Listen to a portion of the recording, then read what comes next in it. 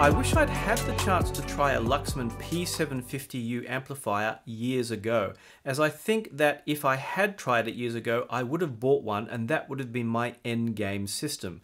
I've been enjoying this Luxman P750u for a couple of weeks while Stefan, its owner, has been overseas visiting family. If you remember, Stefan was in the non-audiophile listens to high-end headphones video, and you're thinking, what? If he's not an audiophile, why does he own a Luxman P750u? Well, he bought it after we made that video. He was so impressed with the headphones I have that he ended up going out and buying his own system.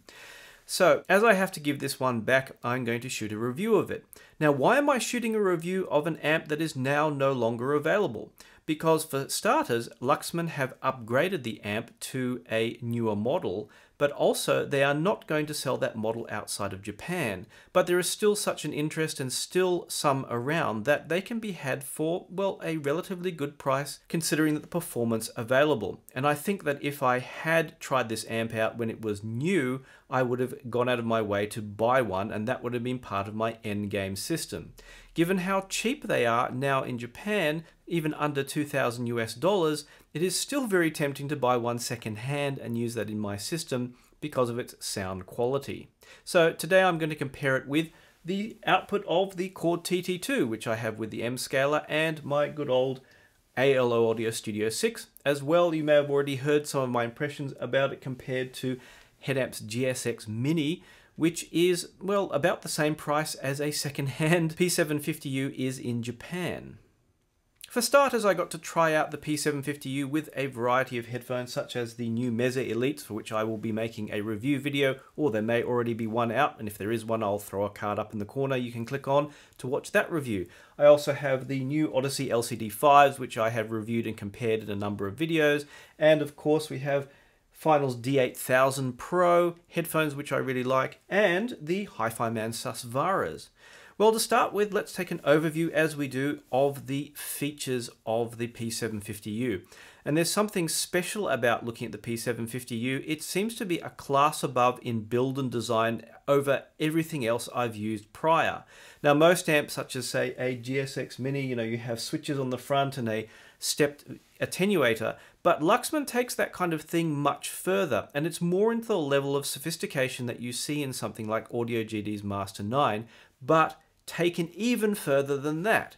Now, the Audio GD Master 9 is a very comprehensively designed amp, multiple power supplies, very carefully considered design, high-end components, and a stepped relay attenuator built in using regular relays. So it controls both the inputs and the volume control through relay board systems. Luxman uses that kind of system as well. It has its own, I don't know how you're supposed to pronounce this, Lekua, or volume control, and it's supposed to be quite sophisticated in how it works. Anyway, it does feel like you're using a regular volume control. There's no clicking, but if you listen very carefully, there actually is a stepped relay attenuator inside. And if you listen to the music and you turn the volume control very slowly, you'll hear it jump up in tiny steps. One of the things it does share with the Audio GD Master 9 is dual XLR inputs.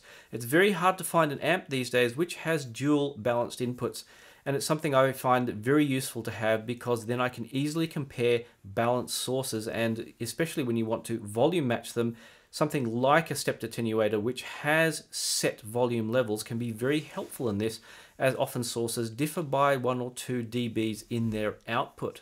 So while it doesn't indicate the actual volume level like a Master 9, there is the possibility there of setting a given volume quite easily. One of the most amazing things, as you saw at the beginning of the video, is the amazing way in which it switches between inputs and switches between, well, functionality.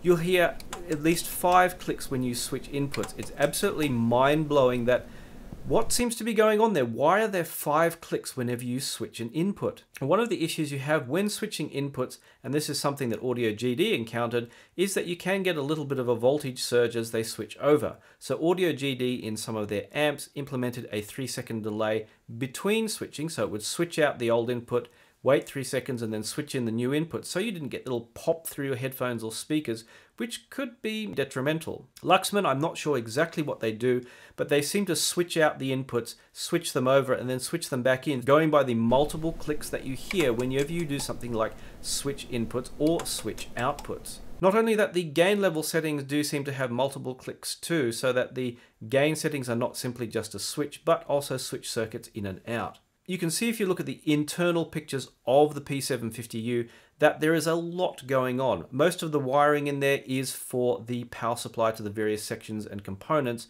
whereas most of the rest of the actual audio signal will go through traces on the board. But the interesting thing about the outputs is that not only do you have the standard 6.3mm and 4-pin XLR output, but you have what is now a very much discontinued and very much legacy output, the dual 3-pin XLR output on the front. Now, for people newer to the headphone hobby, you may find this connection to be very strange, and very strange it is. It was originally conceived with the very first balanced headphone amplifier from what was then Headroom, run by Tyle Hertzens. He took 2 mono amplifiers, essentially 2 stereo amplifiers, and for each one he turned them into single balanced amplifiers and put them together in one box. This one box, the head amp blockhead, actually even had 2 power inputs.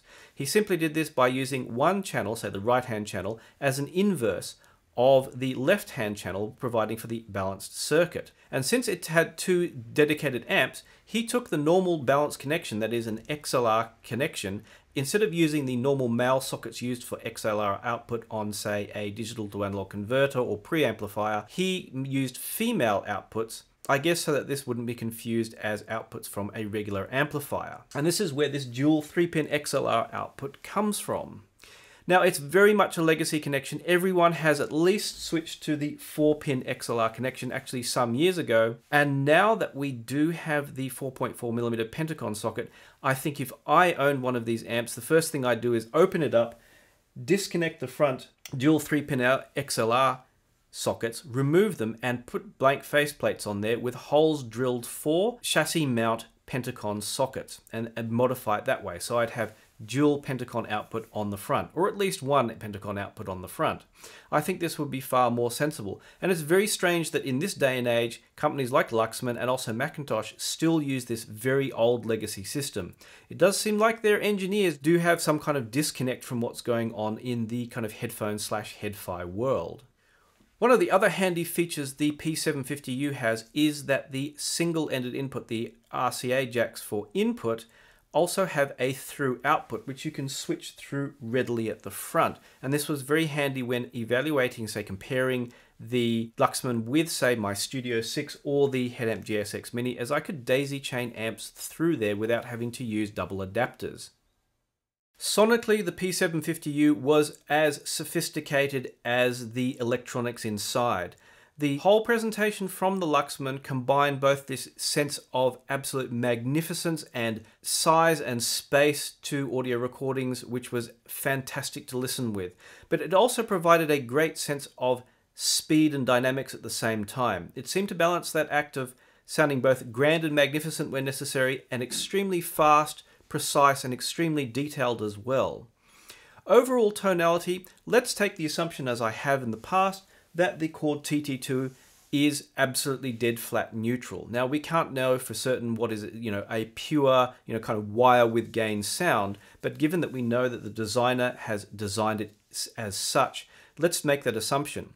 Compared to that, the Luxman is a very slight touch, what you might call warm. Considering that, say, for example, I used the Odyssey LCD 5s straight out of the TT2 and found that to be a little bit too cold for preference. Like I said in my review of them, I preferred them out of something like the GSX Mini, which was maybe just a very slight touch warm compared to the TT2. Likewise, the Luxman had a similar kind of tonality to the sound, a slight warmth, which made it very enjoyable to listen with.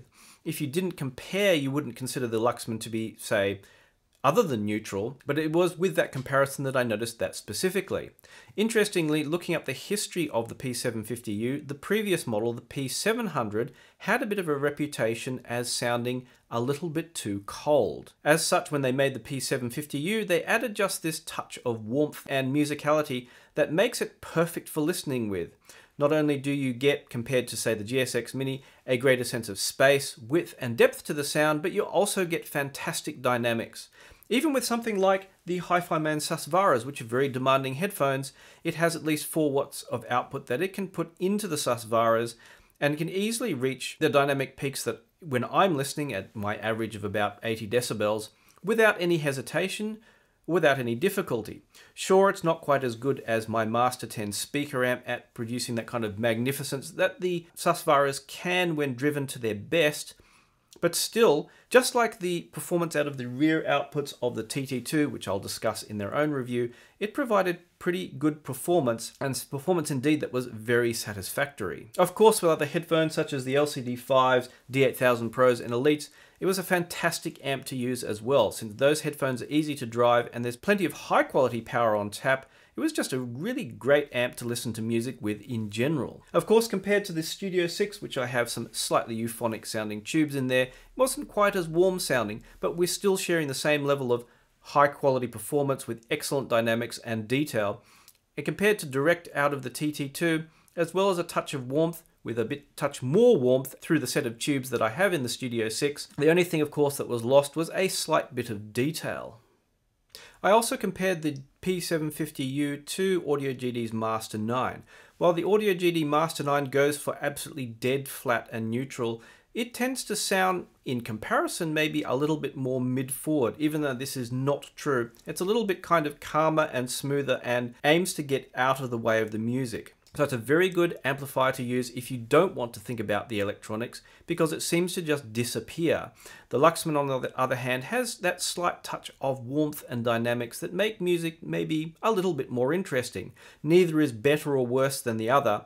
If anything, the Luxman is more sophisticated and of course considerably more expensive, while the Master 9 is simpler, if very comprehensively designed internally and built by hand as well.